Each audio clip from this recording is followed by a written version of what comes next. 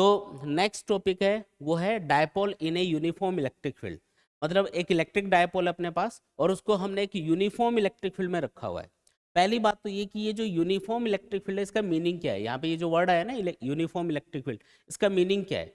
Uniform का मतलब होता है ऐसा इलेक्ट्रिक फील्ड जो हर जगह मैग्नीट्यूड में इक्वल हो, हर जगह बराबर हो। ऐसे इलेक्ट्रिक फील्ड को हम क्या बोलते हैं, यूनिफॉर्म इलेक्ट्रिक फील्ड बोलते हैं। ठीक है, ऐसा इलेक्ट्रिक फील्ड जो मैग्नीट्यूड में और डायरेक्शन में, मैग्नीट्यूड और डायरेक्शन हर जगह क्या होना चाहिए, सेम होना चाहिए, तो उसको हम यूनिफॉर्म इलेक्ट्रिक फील्ड बोलते हैं। और यूनिफॉर्म इलेक्ट्रिक फील्ड को ड्रॉ करने का तरीका होता है कि आप इक्वल डिस्टेंस पे स्ट्रेट लाइन ड्रॉ करो। देखो ये जो लाइनें हैं इनके बीच में इक्वल डिस्टेंस हमने रखी हुई है और इनकी डायरेक्शन भी सेम है। इसका मतलब ये क्या है, ये एक यूनिफॉर्म इलेक्ट्रिक फील्ड को रिप्रेजेंट कर रही है। इस यूनिफॉर्म इलेक्ट्रिक फील्ड में हमने देखो एक डायपोल रखा हुआ है, एक इलेक्ट्रिक डायपोल रखा हुआ है ना, कुछ ऐसे टेढ़ा रखा हुआ है।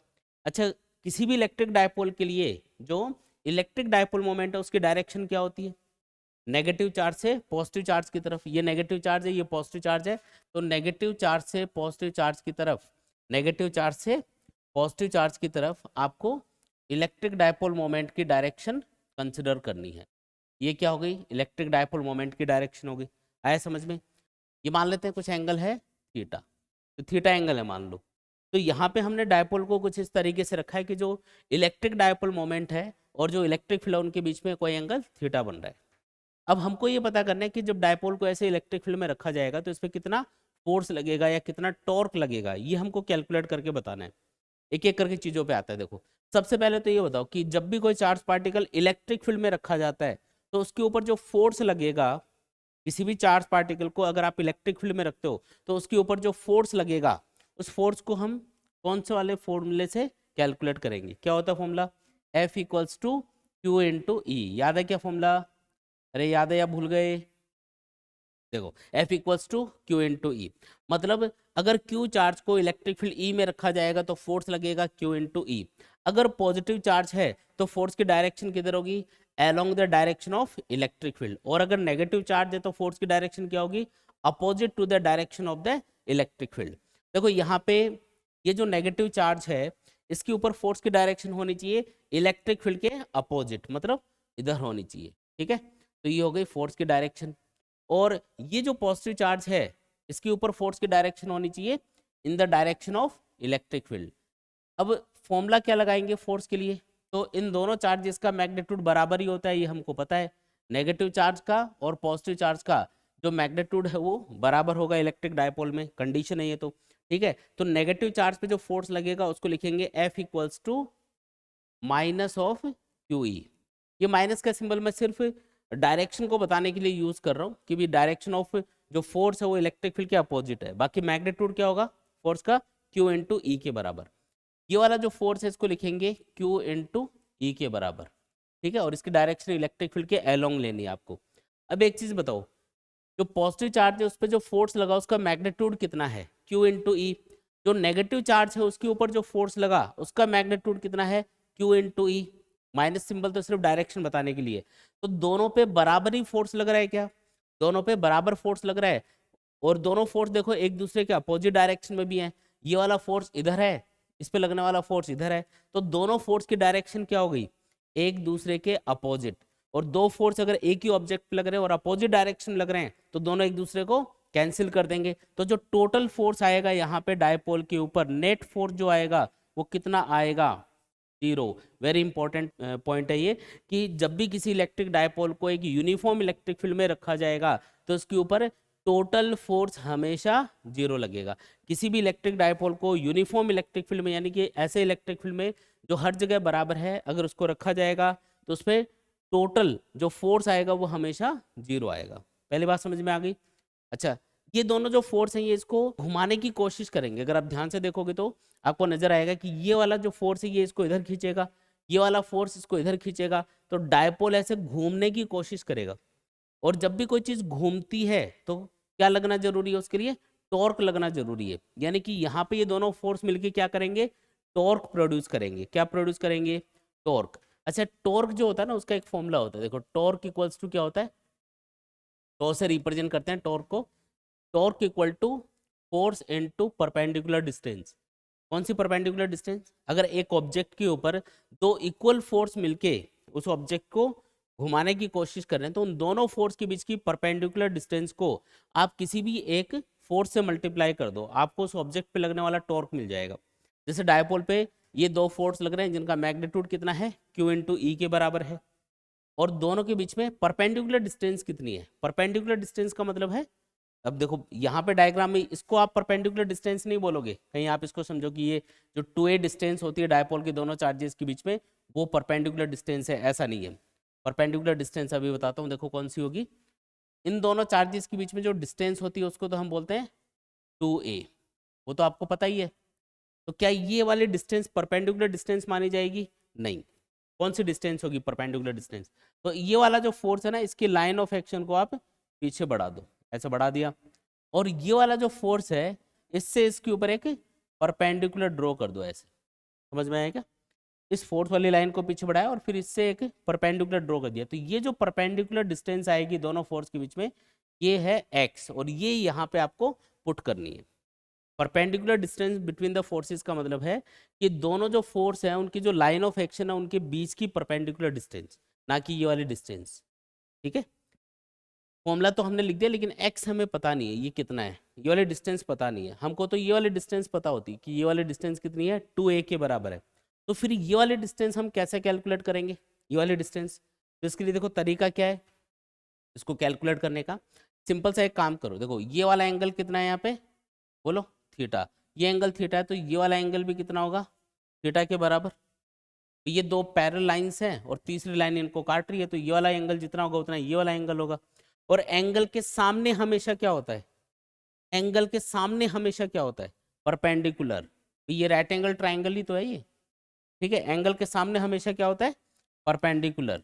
और ये जो सबसे बड़ी लाइन है इसको हम क्या बोलते हैं, हाइपोटेनियस। हाइपोटेनियस 2a के बराबर है यहाँ पे, पता है हमको, और परपेंडिकुलर हमको कैलकुलेट करना है। तो बताओ परपेंडिकुलर और हाइपोटेनियस में क्या रिलेशन होता है? हाँ, sine theta equal to perpendicular upon hypotenuse. ठीक है, तो x इक्वल्स टू क्या आ जाएगा, 2a साइन थीटा आ जाएगा। x इक्वल टू क्या आ गया, 2a साइन थीटा। तो इस वाले फॉर्मूले से हम टॉर्क को लिख सकते हैं, क्या लिख सकते हैं, टो इक्वल्स टू, फोर्स की जगह तो हम लिख देंगे q इंटू ई, और x की जगह क्या लिखना है, 2a साइन थीटा। तो बताओ आंसर क्या आएगा, q इंटू 2a को हम अगेन क्या बोल सकते हैं, electric dipole moment p into E into sine theta. और ये जो फॉर्मूला अपने पास आया है इसको आप वेक्टर फॉर्म में लिखना चाहो तो आप इसको ऐसा भी लिख सकते हो, tau equals to p cross E. आपको याद होगा क्रॉस प्रोडक्ट में जब भी आप दो वेक्टर्स को क्रॉस प्रोडक्ट से मल्टीप्लाई करते हो, जैसे a क्रॉस b लिखते हो, तो उसका जब उसको ओपन करते हो तो क्या आता है हमेशा, A B sine theta. Dot product में क्या होता है, a डॉट b बराबर होता है ए बी कॉस थीटा। और वेक्टर मल्टीप्लिकेशन में या क्रॉस प्रोडक्ट में क्या होता है, a cross b equal to A B sine theta. उसी तरीके से जो p क्रॉस e है इसको ओपन करोगे तो क्या आएगा, पी ई साइन थीटा आएगा। तो ये फॉर्मूला वापस आ गया ना, तो इसको वेक्टर फॉर्म में आप कुछ इस तरीके से लिख सकते हो। कैसे लिखना है, p क्रॉस ई करके लिखना है। आया क्या समझ में? तो क्या क्या चीज़ें याद रखेंगे, अब देखो इंपॉर्टेंट चीज़ें बताता हूँ इस टॉपिक के बारे में। पहली चीज़ तो हमको ये याद रखनी है कि जब भी आप किसी इलेक्ट्रिक डायपोल को यूनिफॉर्म इलेक्ट्रिक फील्ड में रखोगे, कौन से इलेक्ट्रिक फील्ड में रखोगे, यूनिफॉर्म इलेक्ट्रिक फील्ड में रखोगे, तो हमेशा उस पर टोटल फोर्स जीरो लगेगा। कितना लगेगा, टोटल फोर्स हमेशा जीरो। और जो फोर्स उसके ऊपर लगेगा अगर वो जीरो है तो उसका मतलब ये नहीं है कि उस पर टॉर्क भी जीरो होगा, टॉर्क लगेगा, क्योंकि दोनों फोर्स देखो इस तरीके से इस पे अप्लाई हो रहे हैं कि दोनों फोर्स मिलकर इसको घुमाने की कोशिश करेंगे। डायपोल ऐसे क्लॉकवाइज डायरेक्शन में घूमने की कोशिश करेगा, समझ रहे हो क्या? जैसे ये इलेक्ट्रिक डायपोल है तो ये ऐसे घूमने की कोशिश करेगा क्लॉकवाइज डायरेक्शन में, तो इसका मतलब इस पे टॉर्क लग रहा है। और टॉर्क का फॉर्मूला क्या होता है, फोर्स इंटू परपेंडिकुलर डिस्टेंस। तो ये फॉर्मूला अप्लाई करके हमने सिंपली इसको कैलकुलेट कर लिया, फाइनली आंसर आया अपने पास में, टो equals to P E sine theta. अब इसमें दो स्पेशल केस होते हैं, इसमें क्या होते हैं, दो स्पेशल केस है। अब उन पे देखो ध्यान से फोकस करके इनको अच्छे से समझना, ये एग्जाम में पूछे जाते हैं। पहला केस ये हो सकता है कि जो इलेक्ट्रिक डायपोल है कुछ इस तरीके से रखा हो कि थीटा जीरो हो, मतलब इलेक्ट्रिक डायपोल मोमेंट और इलेक्ट्रिक फील्ड इनके बीच का एंगल क्या हो, जीरो। भाई जैसे ये इलेक्ट्रिक डायपोल है इसको ऐसे रखने के बजाय आप ऐसे रख दो तो ये थीटा कितना हो जाएगा, जीरो हो जाएगा। अगर थीटा जीरो है, अगर थीटा जीरो है तो साइन जीरो कितना होता है, जीरो ही होता है। साइन जीरो जीरो होगा तो ये जीरो इंटू समथिंग जीरो, मतलब टॉर्क क्या आएगा, जीरो आएगा। अगर टॉर्क जीरो आ रहा है तो फोर्स तो पहले ही जीरो था, टॉर्क भी जीरो हो गया। फोर्स तो भाई हर कंडीशन में जीरो ही होता है यूनिफॉर्म इलेक्ट्रिक फील्ड के अंदर डायपोल के ऊपर, तो फोर्स भी जीरो है और टॉर्क भी जीरो है। इस सिचुएशन का एक नाम होता है, क्या बोलते हैं इसको, इक्विलिब्रियम। क्या बोलते हैं इसको, इक्विलिब्रियम। अब ये जो डायपोल है इस पे जब ये फोर्स मिलके इसको घुमाने की कोशिश करेंगे तो ये देखो इसी इसी कंडीशन में आने की कोशिश कर रहा है, थीटा इक्वल टू जीरो वाली कंडीशन में आने की कोशिश करेगा। इसका मतलब ये वाली जो कंडीशन है थीटा इक्वल टू जीरो वाली कंडीशन ही ये इसकी स्टेबल कंडीशन है, इसलिए इसको बोलेंगे स्टेबल इक्विलिब्रियम। क्या बोलेंगे इसको, स्टेबल इक्विलिब्रियम बोलेंगे।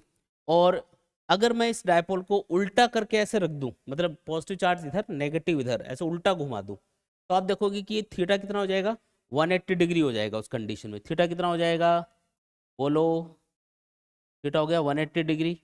अच्छा थीटा 180 डिग्री पुट करो यहाँ पे तो साइन 180 भी जीरो होता है, याद है क्या आपको, तो साइन 180 जीरो, तो अगेन ये टर्म जीरो हो गई, मतलब टॉर्क क्या आ गया, जीरो आ गया। फोर्स तो हमेशा ही जीरो होगा यूनिफॉर्म इलेक्ट्रिक फील्ड में डायपोल के ऊपर, ठीक है। तो ये वाली कंडीशन भी क्या होगी, इक्विलिब्रियम कंडीशन होगी। लेकिन क्या इलेक्ट्रिक डायपोल अपने आप इस कंडीशन में आने की कोशिश कर रहा है क्या, नहीं, अपने आप तो ये कौन सी डायरेक्शन में जाने की कोशिश कर रहा है, along the direction of electric field. तो ये जो कंडीशन है, ये जो कंडीशन है ये क्या है, ये इसकी स्टेबल कंडीशन नहीं है ना। इक्विलिब्रियम तो है लेकिन ये अपने आप इस कंडीशन में आने की कोशिश नहीं कर रहा, इसलिए हम इसको बोलेंगे अनस्टेबल इक्विलिब्रियम। क्या बोलेंगे, अनस्टेबल इक्विलिब्रियम, अनस्टेबल इक्विलिब्रियम बोला जाता है। तो ये जो जो दो कंडीशन मैंने अभी आपको बताई हैं, वेरी वेरी इंपॉर्टेंट है ना, ये आपको अच्छे से याद रखनी है। बहुत बार एग्जाम में पूछते हैं कि यूनिफॉर्म इलेक्ट्रिक फील्ड के अंदर डायपोल के ऊपर फोर्स कितना लगता है, तो यूनिफॉर्म इलेक्ट्रिक फील्ड में फोर्स लगेगा जीरो, और यूनिफॉर्म इलेक्ट्रिक फील्ड में जब भी किसी डायपोल को रखा जाएगा तो उसके ऊपर टॉर्क कितना लगेगा, टॉर्क लगेगा पीई साइन थीटा के बराबर, जिसको वेक्टर फॉर्म में आप क्या लिख सकते हो, पी क्रॉस ई। फिर इसमें दो स्पेशल केस क्या बताए कि जब भी डायपोल को यूनिफॉर्म इलेक्ट्रिक फील्ड में रखा जाएगा तो अगर थीटा 0 डिग्री है, थीटा मतलब इलेक्ट्रिक डायपोल मोमेंट और इलेक्ट्रिक फील्ड के बीच का एंगल 0 डिग्री है, तो उस कंडीशन में टॉर्क भी जीरो होगा और फोर्स भी जीरो होगा, इसलिए इसको हम बोलेंगे स्टेबल इक्विलिब्रियम। और जब थीटा 180 डिग्री होगा तब भी फोर्स और टॉर्क जीरो होंगे, लेकिन क्योंकि डायपोल अपने आप उस कंडीशन में जाने की कोशिश नहीं कर रहा है, यानी कि वो उसकी स्टेबल कंडीशन नहीं है, इसलिए उसको हम क्या बोलेंगे, अनस्टेबल इक्विलिब्रियम कंडीशन बोलेंगे। ठीक है, क्लियर एकदम।